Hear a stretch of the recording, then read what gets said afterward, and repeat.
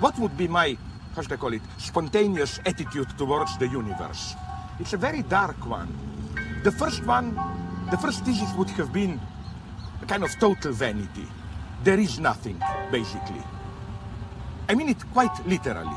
Like, ultimately, there are just some fragments, some vanishing things. If you look at the universe, it's one big void. But then how do things emerge? Here, I feel a kind of spontaneous affinity with quantum physics, where, you know, the idea there is that universe is a void, but a kind of a positively charged void. And then particular things appear when the balance of the void is disturbed.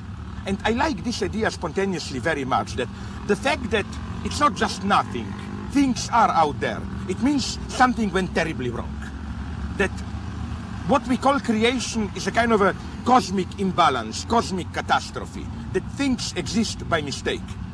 And I'm even ready to go to the end and to claim that the only way to counteract is to assume the mistake and go to the end. And we have a name for this. It's called love. Isn't love precisely this kind of a cosmic imbalance? I was always disgusted with this notion of I love the world, universal love. I don't like the world. I don't know how I'm somewhere in between. I hate the world or I'm indifferent towards it. But the whole of reality, it's just it. It's stupid. It is out there. I don't care about it. Love for me is an extremely violent act. Love is not I love you all. Love means I pick out something and it's, you know, it's again this structure of imbalance. Even if this something is just a small detail, a fragile individual person, I say I love you more than anything else. In this quite formal sense, love is evil.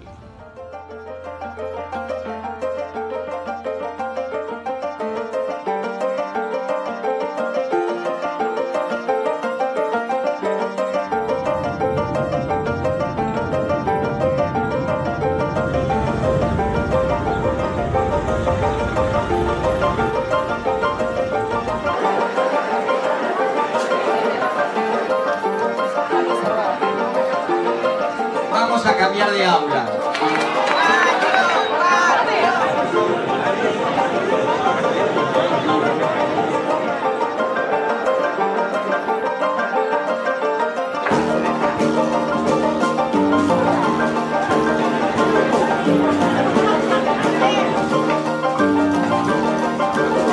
They ignore me, they play chess. I like that.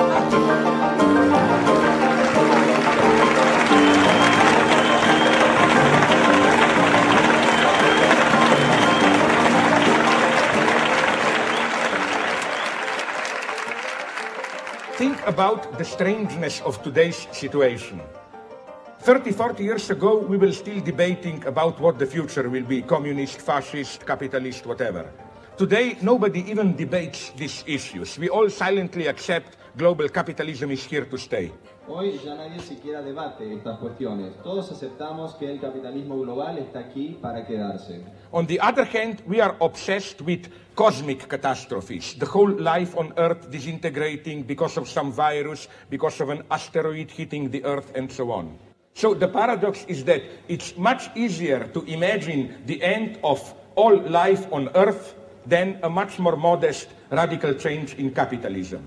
Which means that we should reinvent utopia, but in what sense? Es decir, que deberíamos reinventar la utopía. ¿Pero en qué sentido? There are two false meanings of utopia. Hay dos significados falsos del concepto de utopía. One is this old notion of imagining an ideal society which we know will never be realized. The other is the capitalist utopia in the sense of new perverse desires that you are not only allowed but even solicited to realize. The true utopia is when the situation is so without issue, without a way to resolve it within the coordinates of the possible, that out of the pure urge of survival, you have to invent a new space. Utopia is not kind of a free imagination. Utopia is a matter of innermost urgency. You are forced to imagine it as the only way out. And this is what we need today. Entonces, nuevamente, destaco que la utopía es algo que uno se ve obligado a imaginar, uno se ve forzado a imaginarla, y no es algo que surja libremente de una fantasía, sino que es un imperativo de la urgencia de una situación. I hope I wasn't too long. I thank you very much for your patience. Espero no haber extendido demasiado y gracias por su paciencia.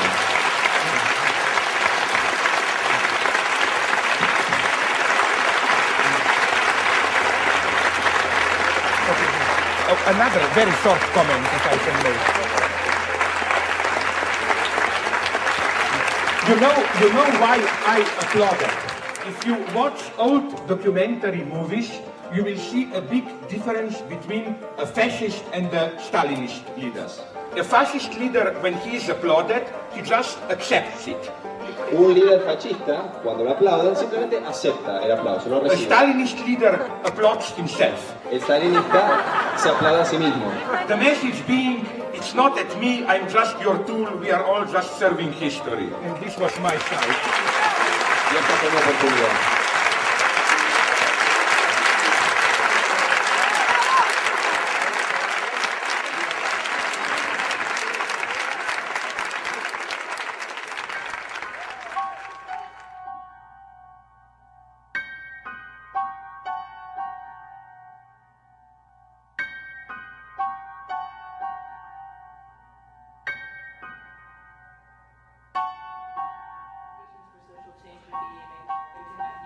So, we are on. Okay.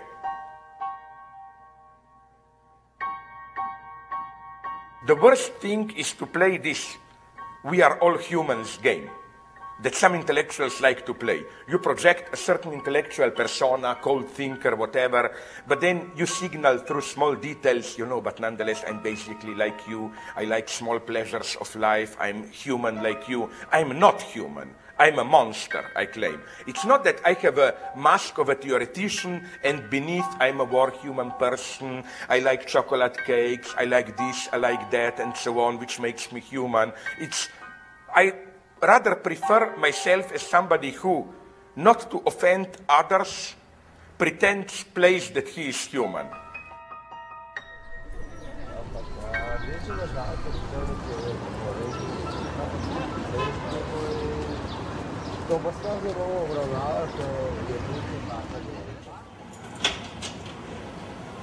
You come in? This is, of course, ha ha ha ha. It means welcome to welfare, to socialist wealth. Good, honest guy. I put everything here. I love this, so that, I mean, by everything, I mean, look, even here it is. You see, isn't it a crazy combination? You have this, and then you have, the clothes are here. But it's not only clothes, it's more. It's also, how do you call it, covers, sheets for the, no, everything is here. Look, everything is here. Yeah, here, haha, isn't this nice, close to the kitchen? Here, socks, underwear, this is all my stuff. And basically, this is all my stuff, newspapers, journals. These are my books in foreign languages, 2 copies of each one. So this is strictly prohibited. It looks bad. It looks bad. I think they are lower there. Because this is mostly new stuff. Oh, this is simply... Do you keep everything? I am a narcissist here. Yes, I keep everything. What is this doing here? This should go elsewhere. I'm sorry, I want order. So this is there, this is not me. Okay, if you need the Mladina stuff, yes, there are some of them here. Let's see what's here, because these are the big format thing. These are some really early Mladina from... this is from the dissident times, yes. Mid-80s, I started to write from time to time. For 2 years, some people even claimed that I was the most influential. But then new political divisions start and I was too combative, attacking everyone and so on. This was me. This was my fame. I worked like crazy at that time because I remember at that time I was writing in English my first books. I never wanted to endanger, not even minimally, the theory. Which is why I was never interested in any kind of political career, because simply it takes time.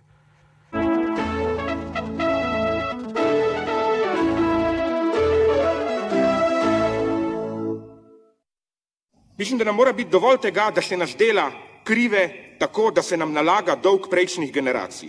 Dovolj dolgo smo bili material, iz katerega so gnetli tuje sanje, naj bojo to sanje partizanov ali njihovih žrtev. Dovolj nam mora biti vampirjev, ki živijo od tega, da nas delajo krive in izterjujejo od nas tuje dolgove. In danes je, če ne končam poetično, mislim, en sam kov, lesen kov, skupaj s česnom, ki bo pokončal vse vrste vampirjev. Liberalno-demokratična stranka. Hvala.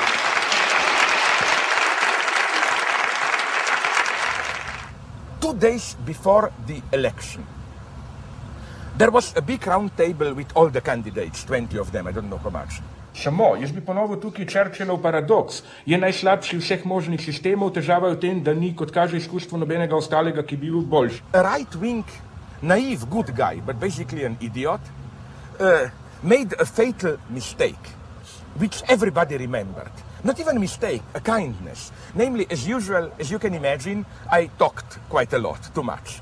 And then this guy wanted to censor me friendly and turned to me, this was all live, big debate, Central TV, bla bla. Te stvari in kljub temu, da mi je kolega Zizek zelo simpatičen, gotovo ima on najvišji inteligenčni kvocient tu med nami, o tem sem prepričan, vendar je pa on toliko danes govoril kot polovico te naše mize. No, to je uvod. Listen, we all know that your IQ is twice as all of us others combined. But nonetheless, could you let us a little bit to talk? But everybody remember that, you know. You see, even they admit that he is the bright guy and so on. I remember then, you know, after it was over, when the lights went off, no, the cameras went off, all other candidates started to shout at this guy, like, are you idiot? Are you crazy? Because then I jumped up immediately and almost got elected.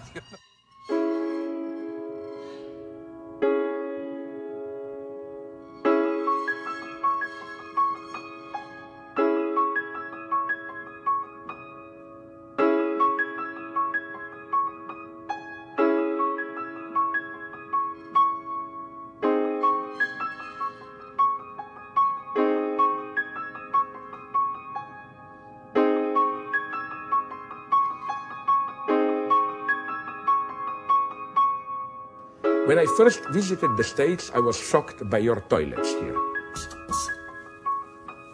Romanticism onwards, there was the idea of so-called European Trinity.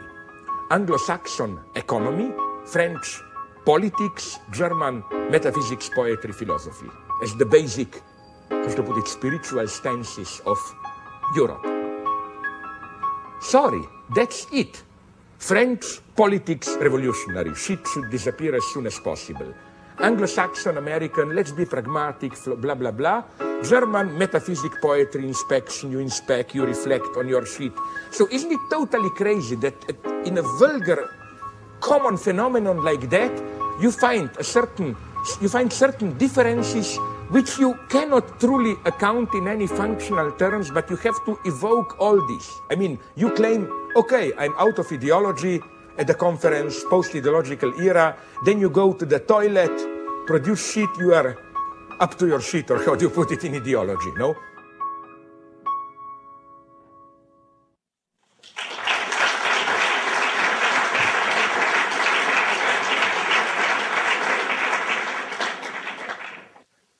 Who believes what today? Oh, I think this is an interesting question, much more complex than it may appear. The first myth to be abandoned, I think, is the idea that we live in a cynical era where nobody believes, no values, and so on, and that there were sometimes more traditional where people still believed, relied of some substantial notion of belief, and so on and so on. I think it's today that we believe more than ever. And as Fowler develops it in a nice, ironic way, the ultimate form of belief for him is deconstructionism. Why? Again, I'm going back to that question of quote marks, no? Like, look how it functions, deconstructionism, in its standard version already at the texture of style. Like, you cannot find one text of Derrida without A, all of the quotation marks, and B, all of these rhetorical distanciations.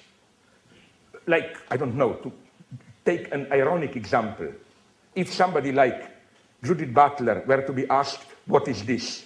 She would never have said, this is a bottle of tea. She would have said something like, if we accept the metaphysical notion of language identifying clearly objects and taking all this into account, then may we not, she likes to put it in this rhetorical way, risk the hypothesis that in the conditions of our language game, this can be said to be a bottle of tea and so on and so on. So it's always this need to distantiate. It goes even for love, like nobody almost dares to say today, I love you. It has to be, as a poet would have put it, I love you, or some kind of a distance. But what's the problem here? The problem is that, why this fear? Because I claim that when the ancients directly said, I love you, they meant exactly the same. All these distanciations were included. So it's we today who are afraid that if we were to put it directly, I love you, that it would mean too much. We believe in it.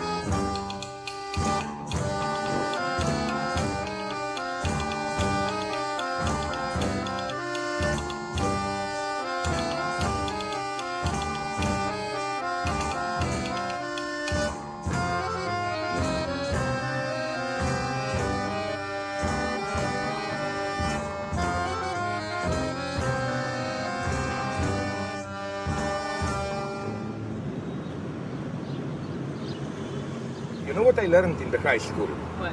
English and Russian. You know why Russian? Why? It's so disgusting, the reasoning behind it. Because all my friends, most of my friends took either French or German as a second language. Okay, my idea was, you know, there was a Cold War, two superpowers. Isn't it good to play it safe? Whoever wins will speak their language. There were three levels of dissidence. The first, in theory. I mean, if you dealt with theory or whatever, or writings. The first level was where you allowed to teach. This was the first level of exclusion. The second level was, are you allowed to publish books? The third level was, are you allowed to get a job at all in your domain? And the fourth level is for score, you are arrested or whatever, no? I was between the second and third. My God, I was unemployed. It was humiliating. I had to, my parents, I was 27 and my parents supported me, my God. Then for 2 years, it was that humiliating job at the Central Committee. They knew that I am not an idiot and that I will probably succeed. So they were afraid that I would simply move abroad and succeed there. This would then be bad for, you know, another victim who wasn't allowed to make a career in Slovenia. So they want me to vegetate on the margin, but there in Slovenia. It was, in a way, an intelligent move. But they didn't know it, that the way they did it, they make it even easier for me to move abroad. You? Okay.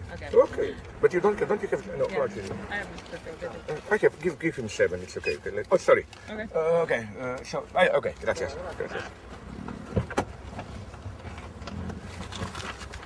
This is Disney. Yep. Ah, my God. I thought this would be some kind of old building, you know, with Perón and so, not Perón, with Borges and so on. Oh, yeah. Oh, my No, God. it's super modern. Yeah. Oh, my God, I didn't like the way that guy looked at me, you know. It's already an idiot coming there. I hate this. Let's move there. I really hate this. What do you hate? I hate when I think that idiot, friendly person, recognize me, and I hate this because then they stare. They descend on you? Oh my God, okay. To whom do I put it to? Flora.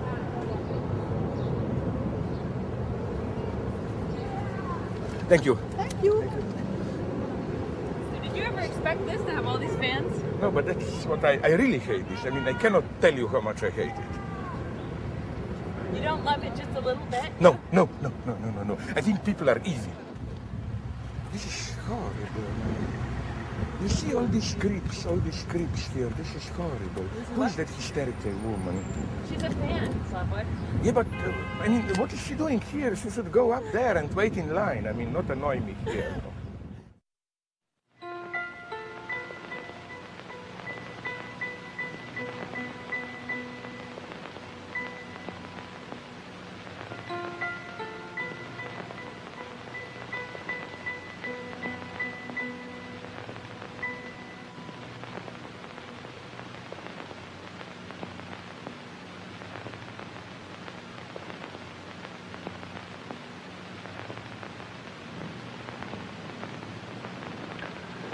Je dis toujours la vérité.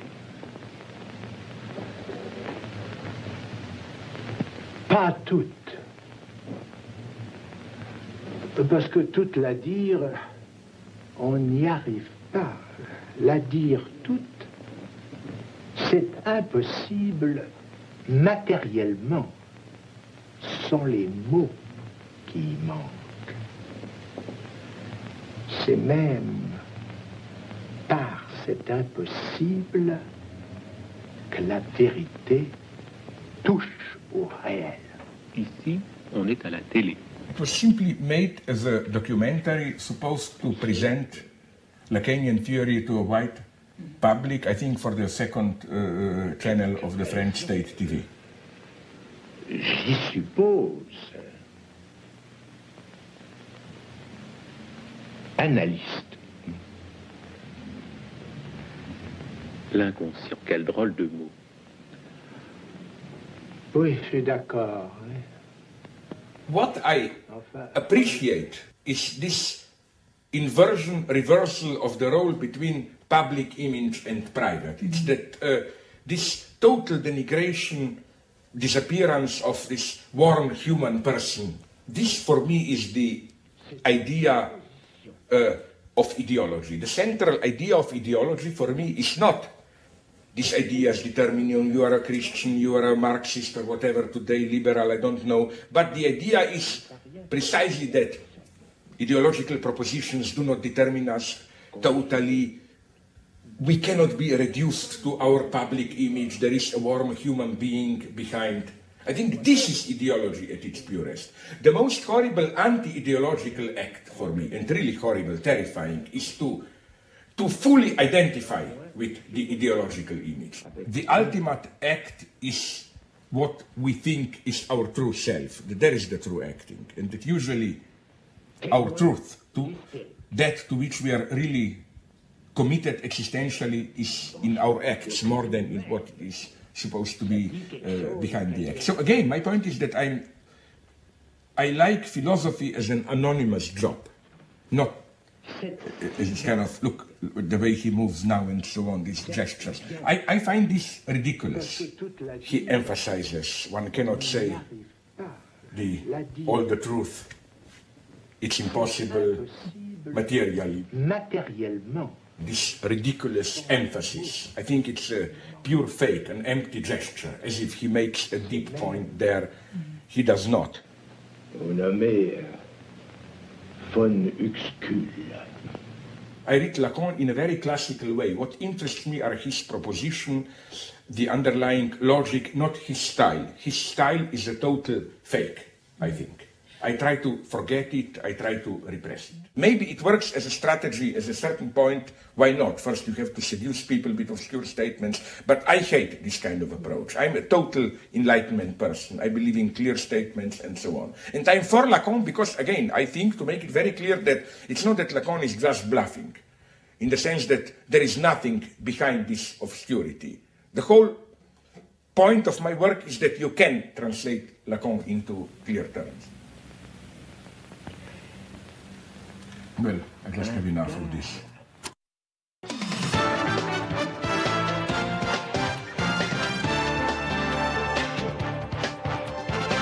Now, live from the CN8 studios, this is CN8 Night Beat with Barry Nolan. Jacques Lacan was a French psychoanalyst. He makes Freud sound like a simple valley girl. Lacan's theory of how the self works is so complicated it makes my teeth hurt to think about it. Slavoj Zizek is a philosopher at the University of Ljubljana, Slovenia. I think I said this fairly close to the way it's pronounced, who has written a book called The Puppet and the Dwarf. The book takes a look at modern Christianity from the viewpoint of Lacanian psychoanalysis, or at least that's what I think it's about. Welcome, Mr. Zizek. Did I say it? Tell me the right way. Slavoj Zizek. But again, I prefer it the wrong way. It makes me paranoid if I hear it. This is the most complicated book I have ever tried to read. Strange, because the goal of the book is, on the contrary, to make Lacan back into someone whom even your grandma could understand. Let's say you have a good old-fashioned father. It's Sunday afternoon, you have to visit grandma. The father, good old-fashioned authoritarian father, will tell you, listen, I don't care how you feel if you're a small kid, of course. I don't care how you feel. You have to go. You're going. Going grandmother and behave there properly. Okay. That's good. You can resist. No, nothing is broken. But let's say you have this so-called tolerant postmodern father. What he will tell you is the following.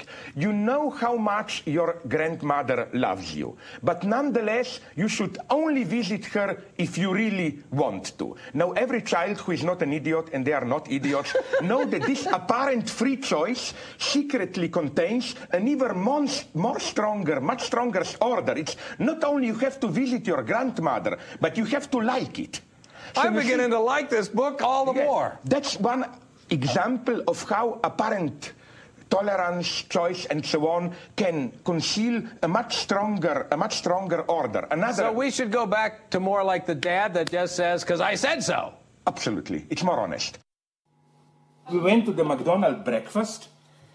This is not so ridiculous. Look what you get. Look what you get. Look what you get. Look what you get. You know, you get this with Happy Meal. Yeah, to make you happy. Yeah, but this is for the kids. I go there to make him happy. He pretends to be happy there, not to disappoint me. But what the hell? The game functions. No, this means that, again, you know, I love him, but my perspective is time, you know. We go there, up and down, 1 hour passes.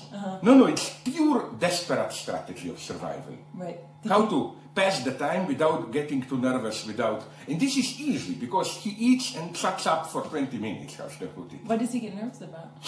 No, I get nervous. Okay, this will go. He's perplexed, as you can see. Stiamo parlando di tempo film, ready? Ready. No, he's narcissistically amused. It's just to keep him calm in a non-demanding state. So it's eating, it's this, it's whatever, no? Right.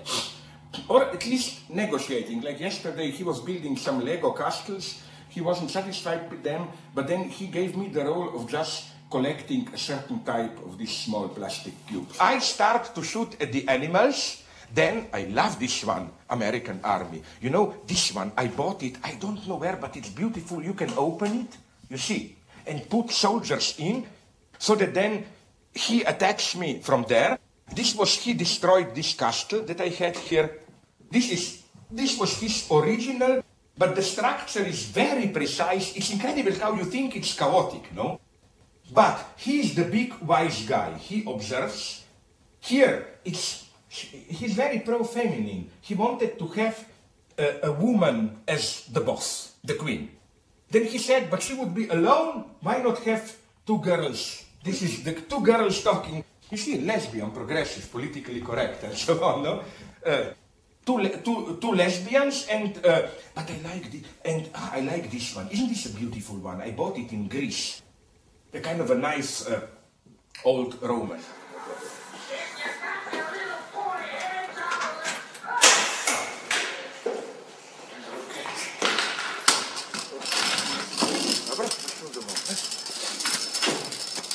Masz ty wiesz, twoją wreszcie.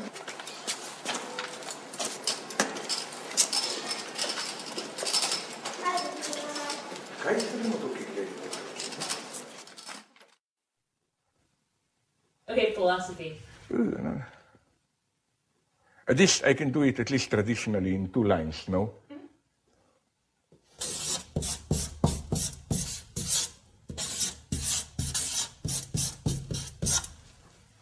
philosophy does not solve problems. The duty of philosophy is not to solve problems, but to redefine problems, to show how what we experience as a problem is a false problem.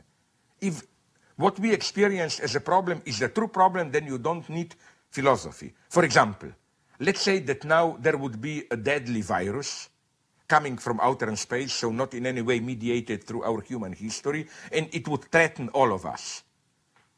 We don't need basically philosophy there. We simply need good science desperately to find, we would desperately need good science to find the solution to stop this virus. We don't need philosophy there because the threat is a real threat directly. You cannot play philosophical tricks and say, no, this is not the you know what I mean? It's simply our life would be in, or, okay, the more vulgar, even simpler science fiction scenario. It's kind of Armageddon or whatever, no deep impact, a big comet threatening to hit Earth. You don't need philosophy here. You need, I don't know, to be a little bit naive, I don't know. Strong atomic bombs to explode, maybe. Maybe. I think it's maybe too utopian. But you know what I mean. I mean, the threat is there. You see it. In such a situation, you don't need philosophy. I don't think that philosophers ever provided answers. But I think this was the greatness of philosophy. No, not in this common sense that the philosophers just ask us questions and so on. I mean, what is philosophy? Philosophy is not what some people think, some crazy exercise in absolute truth, and then you can adopt, you know, this skeptical attitude. We, true scientists, are dealing with actual, measurable, solvable problems. Philosophers just ask stupid metaphysical questions and so on, play with absolute truth, which we all know is inaccessible. No, I think philosophy is a very modest discipline. Philosophy asks a different question, the true philosophy. How does a philosopher approach the problem of freedom? It's not, are we free or not? Is there God or not? It asks a simple question, which would be called a hermeneutic question. What does it mean to be free? So this is what philosophy basically does. It just asks, when we use certain notions, when we do certain acts and so on, what is the implicit horizon of understanding? It doesn't ask these stupid ideal questions, is there truth? No. The question is, what do you mean when you say this is true? So you can see, it's a very modest thing, philosophy. Philosophers are not the madmen who search for some eternal truth and so on and so on.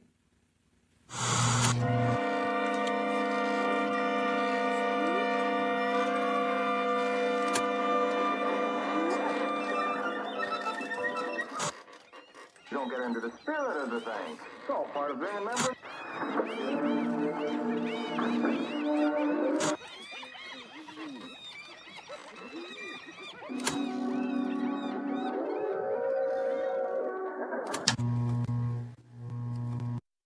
What we encounter here, I think, is precisely Lacan's reversal of the famous Dostoevsky motto, if God doesn't exist, everything is permitted. If God doesn't exist, everything is prohibited. How? On the one hand, again, you are allowed to have a full life of happiness and pleasure, but in order precisely to be happy and so on, you should avoid dangerous excesses, so at the end, everything is prohibited. I mean, you cannot eat fat, you cannot have coffee, you cannot have nothing, precisely in order to enjoy it. So today's hedonism combines pleasure with constraint. It is no longer the old notion of the right measure between pleasure and constraint. Like sex, yes, but not too much, proper measure. No, it's something much more paradoxical. It's a kind of immediate coincidence of the two extremes.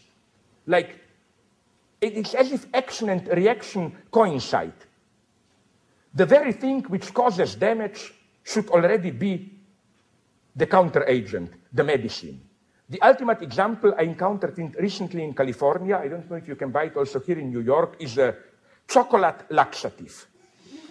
And there it says, as a propaganda, do you have still constipation? Eat more of this chocolate. Like, no, the thing is already its own counteragent. And the negative proof of the hegemony of this stance, I think, is the fact that today, the true unconstrained consumption in all its main forms, drugs, free sex, smoking, is emerging as the main danger.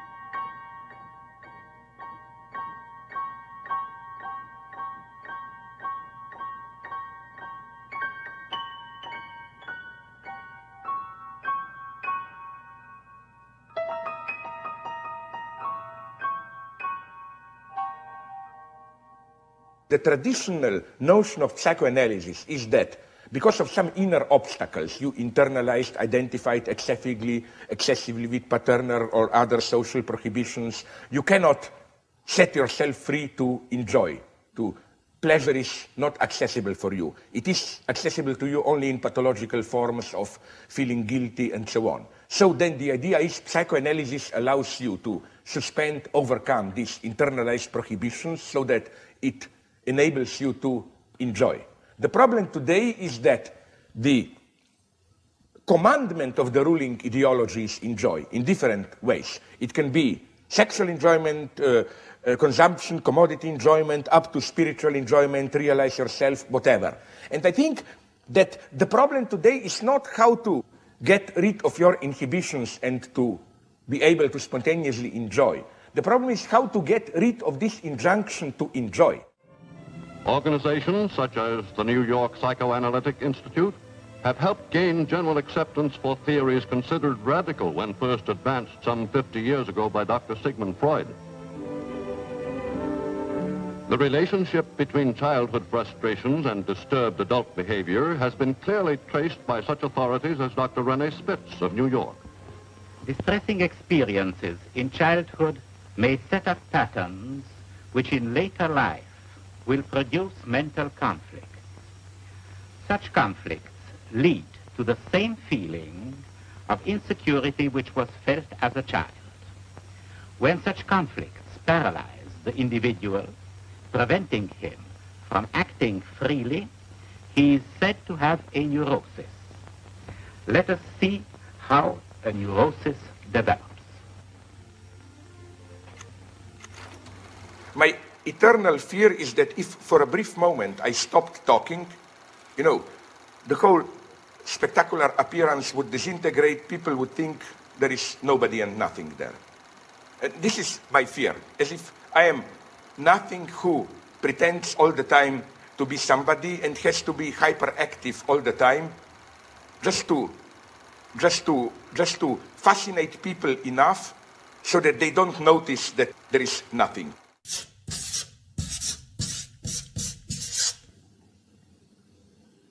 When?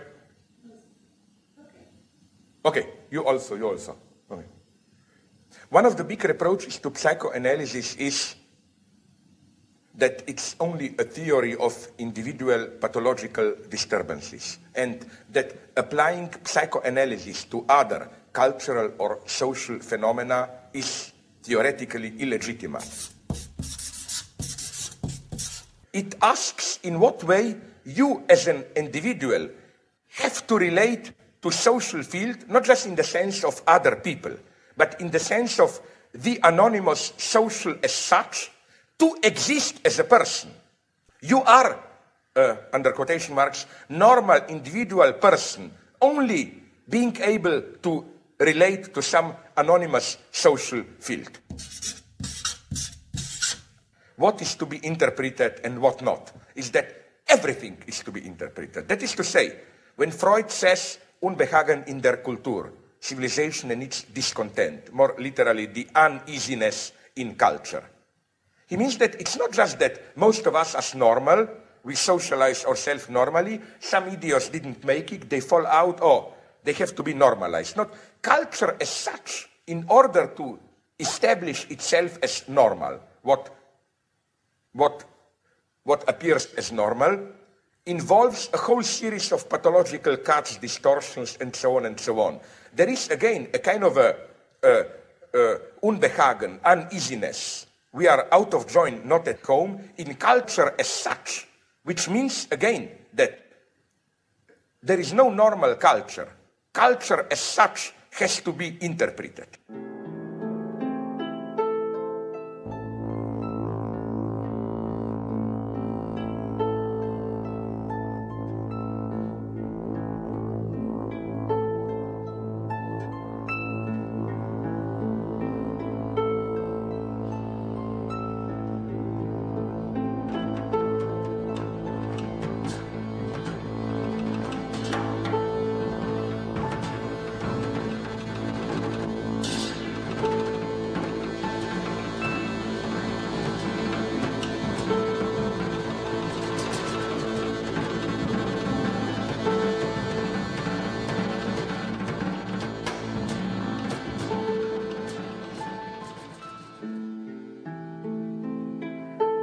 when people ask me why do I combine Lacan with Marx, well, my first answer is Lacan already did it. I think, for example, that it's only through the strict psychoanalytic Lacanian notion of fantasy that we can really grasp what Marx was aiming at with his notion of commodity fetishism.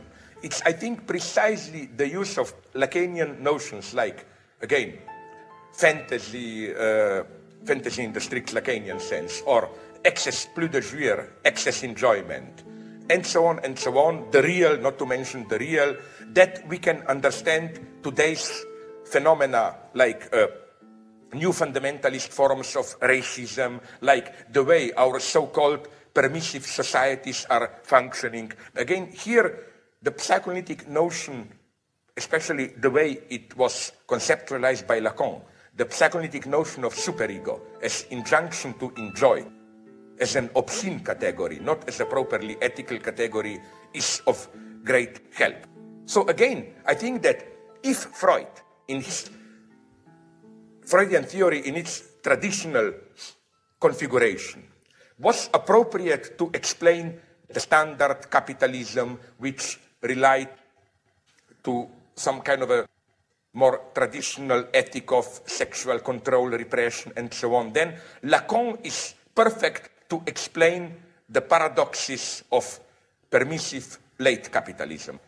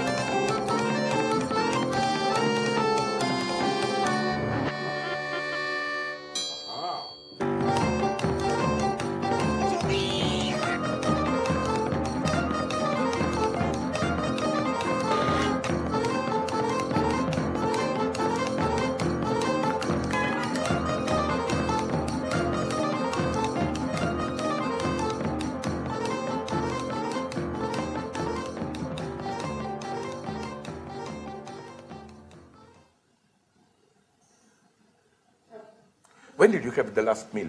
Breakfast or down there? Down there. So we should stop. So I mean 1-2 hours later we should maybe go down there and, or do you know any, I mean, you know, at the place where you had your coffee, they do have good menus, you know, like very nice ones, like a simple steak or whatever. They are not bad, I mean. No, they're all vegetarian.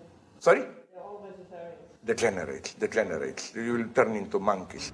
Yeah, there is a table free here if you want to be absolutely opportunist. Aqua Congas? Yeah. Why shouldn't I also? Could you put it there? No, sorry, I mean where to put. Show it, Martina? Yeah. No. Yeah.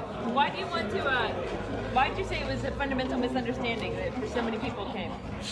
No, in the simple sense that I have this terribly feeling that they expect something which they will not get, and I wonder what. Many leftists expect the formula, you know. I will teach them what to do. Shit, right. What do I know? I mean, no. Some people expect... You feel like that's what that audience was looking for, specifically? No, it's a simple common sense insight. Wait a minute. 2,000 people, although I think they exaggerated, whatever, 1,000 people cannot all have the same interest in Lacan as I do, no? You know, can I ask you a simple question?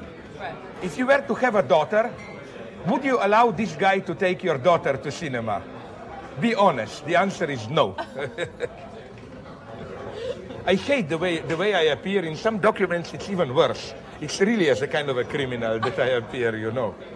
Do you think they were expecting just this sort of political advice or some sort of... You know, the problem is that whenever I talk about politics, I feel it as if it's a fake.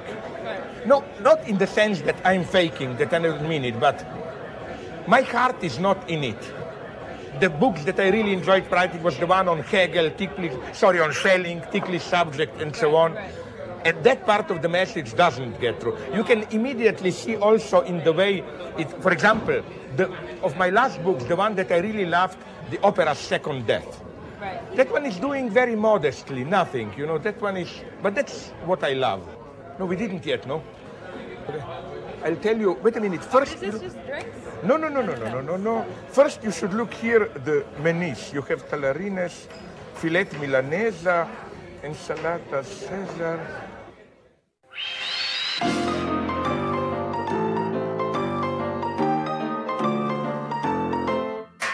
This is just for people who come to be shocked and hopefully to get out. So that is why you have it. You have it so that when people open the door, they go, Yeah. There is a small hope that, that I will get rid of them. That's the only function. Has it ever worked? Yeah. Really? As a matter of fact, yeah. Some people were actually offended. My big worry is not to be ignored, but to be accepted. When I appear to be sarcastic and so on, the point is not to take seriously. What is not to be taken seriously is the very form of sarcasm. It's the form of the joke which masks the fact that I'm serious. But people still have this idea that this guy did some big crimes and so on. No? Of course it's not as simple as that. I mean, that I'm simply a Stalinist. That would be crazy, tasteless, and so on. But obviously there is something in it that it's not simply a joke. When I say the only chance is that the left appropriates fascism and so on and so on. It's not a cheap joke. The point is to avoid the trap of the standard liberal oppositions, freedom versus totalitarian order, discipline and so on, to rehabilitate notions of discipline, collective order, subordination, sacrifice, all that. I don't think this is inherently fascist.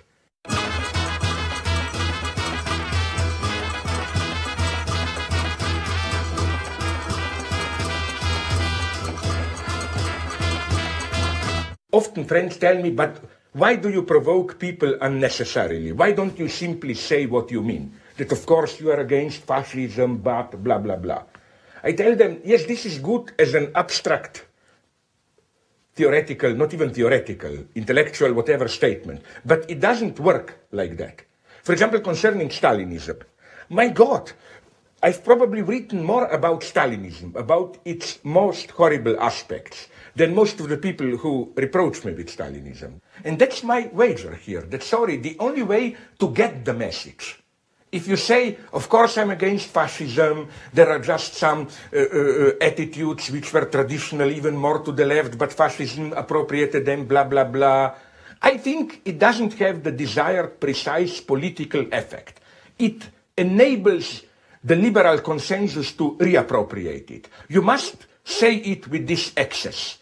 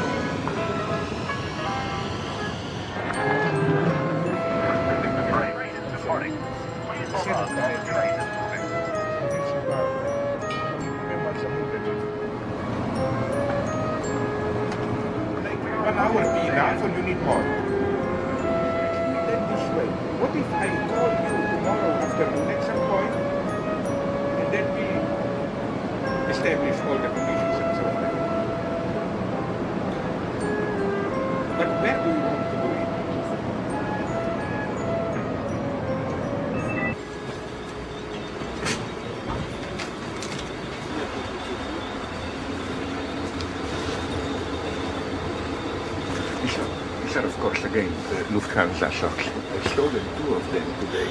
I went to wash my hair, and then I was really in a tense situation, and then the woman hairdresser noticed it and told me, why don't I give you a massage with some oil?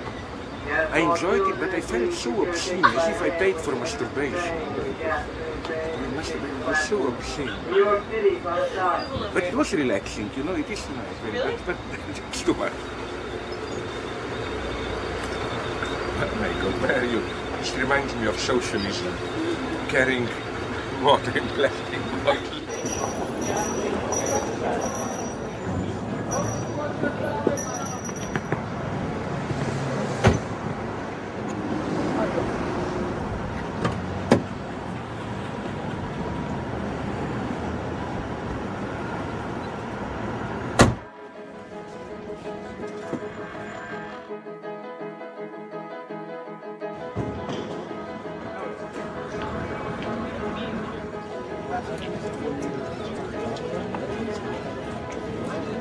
Really? Yeah, because they were waiting for us. You see, we were not late. It because you're not. No, but they wait for us. You see, it's not that. Yeah, they didn't start without you. Okay, Okay, let's not start as soon as possible. Okay. Let's go in and start as soon as possible. Okay.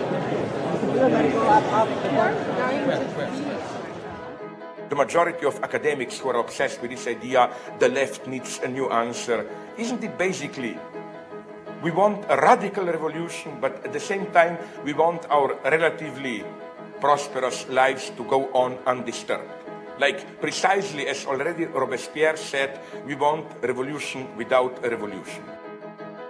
There is, I noticed, a fundamental difference between the standard plurality of struggles in which progressive liberals. What does it mean? Isn't it in a way false even to expect such a clear political formula, in the sense of, oh, all we need is a bright intellectual to tell us the formula what to do, and then capitalism will be over, we'll have socialism, and so on and so on. I'm stupid, I don't understand.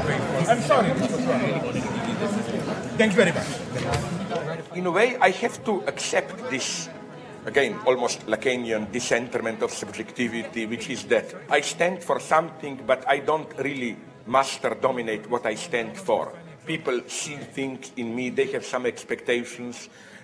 There may be political expectations that I will provide the formula, the big question that everybody is expecting today from a leftist intellectual, what should we do? Or some kind of spiritual guidance to help them, psychological or theoretical amusement in the sense of many dirty jokes or examples from movies. And I honestly accept that. I think that my reaction to this should be not so much, oh, it's all a big misunderstanding, they're missing my deep point, but my duty is basically to try and occupy the position of the analyst, which is basically to play in a way of transference with these expectations and to undermine, frustrate them. To make it clear to them that the question is not what I can give them, but are these expectations legitimate? What this expectation should tell them about themselves? It was usually that big progressive act was like, it was Nixon, not Democrats, who had to do it with China and so on. This paradox, it was in France, it was de Gaulle, not socialists, who got out of Algeria. Sorry? Algeria, yes. So indeed, but I'm a little bit skeptical. You really are an intellectual superstar to me, so I had to cut you. Oh yeah, sorry, I'm collapsing. I'm Francesco Pellizi, I'm the editor of Este. Of Este, the Journal of Anthropology of Studies. Yeah. Harvard, you may know it. I brought your copy, which is a perfect. Very be serious, I was bluffing. You need to shower. It was over there. I don't know.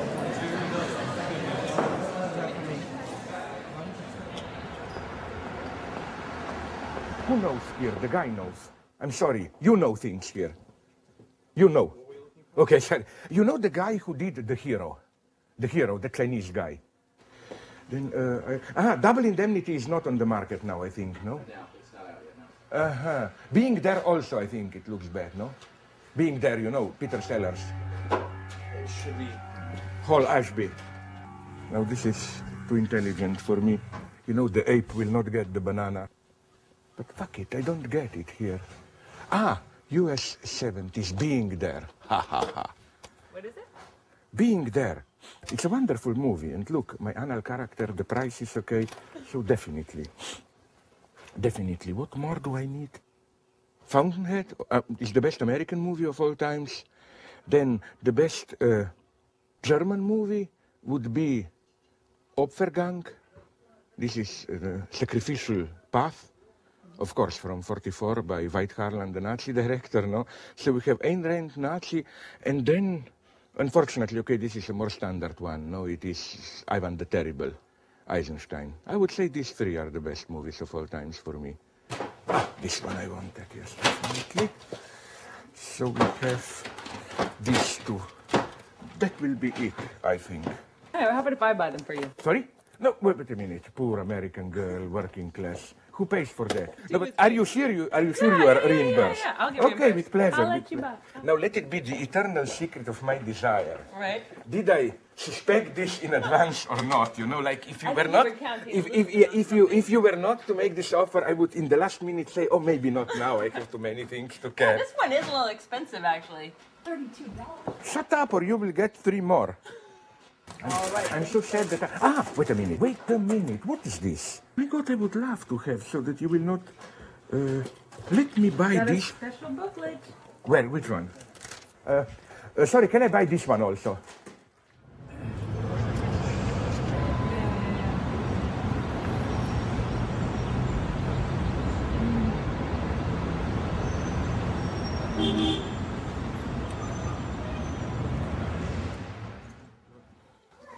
Oh, sorry, fuck off. What are you working on now, Slovan? What do you do? What's the new book?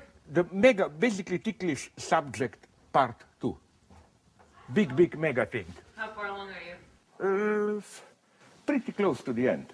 No, but it will be mega.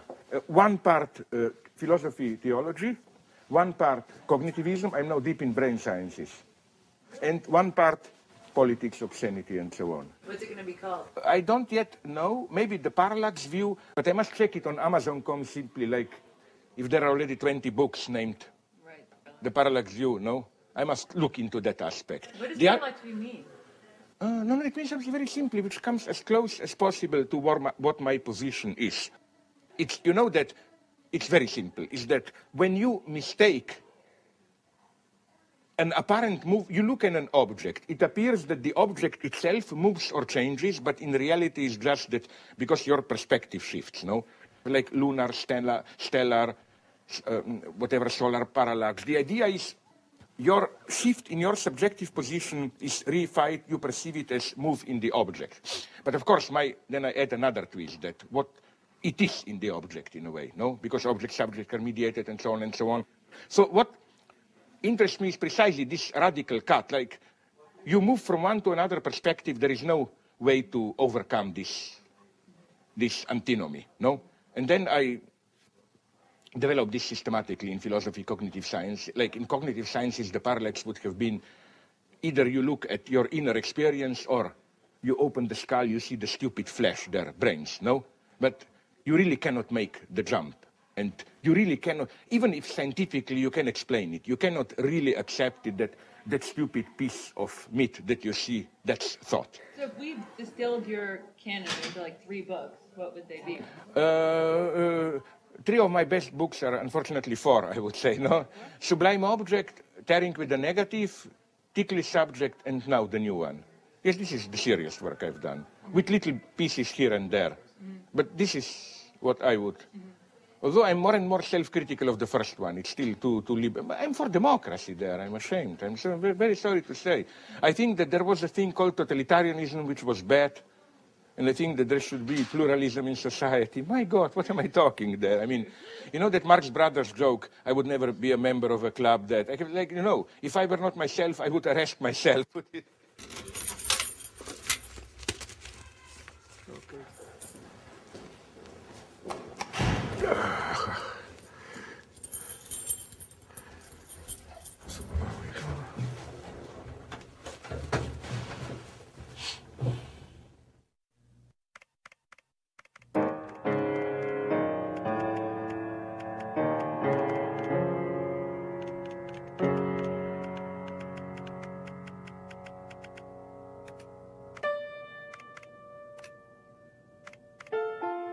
I have a very complicated ritual about writing.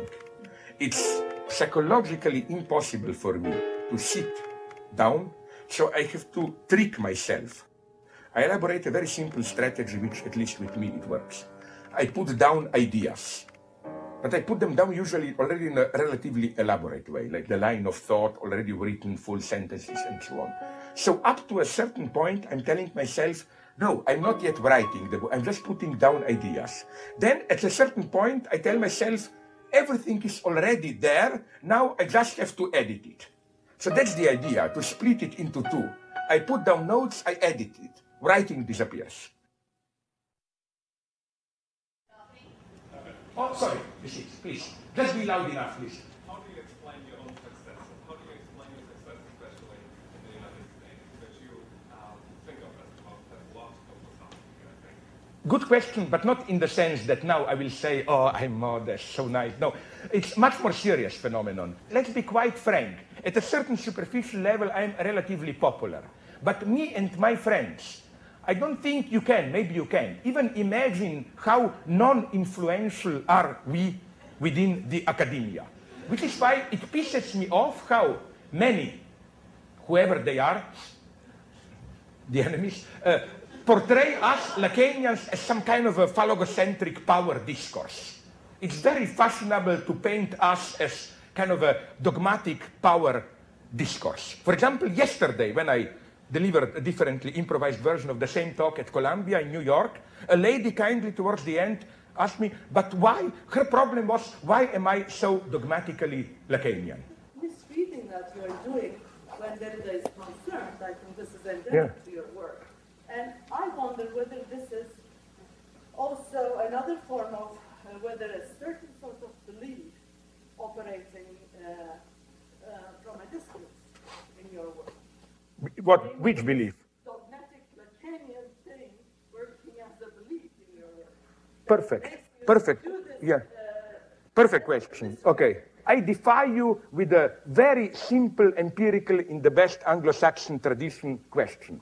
Apart from this brief conflict between Gayatri Spivak and Derrida, could you name me one Derridean who made a small critical remark on Derrida? Rodolphe Gachet, Avital Ronel, name Sam Weber, name me one. Why are we dogmatic? Why are they not? Name me one point where Sam Weber makes an ironic critical remark on Derrida. Name me one point where Avital Ronel does it. Name me one point where Rodolphe Gachet does it. So why am I dogmatically attached to Lacan? And it's not, why did you think this is disavowed belief? I am a Lacanian. I mean, you are knocking on the open door here. I mean, you know, you don't have to prove through some deconstructive analysis, oh, but he's a Lacanian. I am a card-carrying Lacanian. You know, something is going on here, and I just wanted to draw the attention to this, how all this popular, and I think so, to give you now the true answer, I think that I admit it. There is a clownish aspect to me, like they put it in New York Times, Marx Brother, or whatever, no. All that, I maybe flirt with it. But nonetheless, I'm getting tired of it because I noticed that there is, as it were, when there are some stupid reports on me, reactions to me, a kind of a terrible urge, compulsion to make me appear as a kind of a funny man, and so on and so on. And the true question would be, where does this urge come from? Why is there this necessity to portray me as somebody who can only thrive through jokes, and so on and so on and so on? And even my publishers buy it. You know that my Lenin book, Introduction of Lenin, was almost turned down by Verso? Why? First, they always, at Verso, gave hints at me, oh, you are just making jokes, and so on and so on. Then I told them, okay, now you have a book, Lenin's text, which not. Their reproach was, wait a minute, where are the jokes? Nobody will buy the book, and so on and so on. So, you know, it's much more than it may appear is going on here. It's quite a complex phenomenon. It's quite a complex phenomenon. I'm almost tempted to say that making me popular is a resistance against taking me serious. How should I put it? And I think it's my duty for this reason to do a kind of a public suicide of myself as a popular comedian or whatever.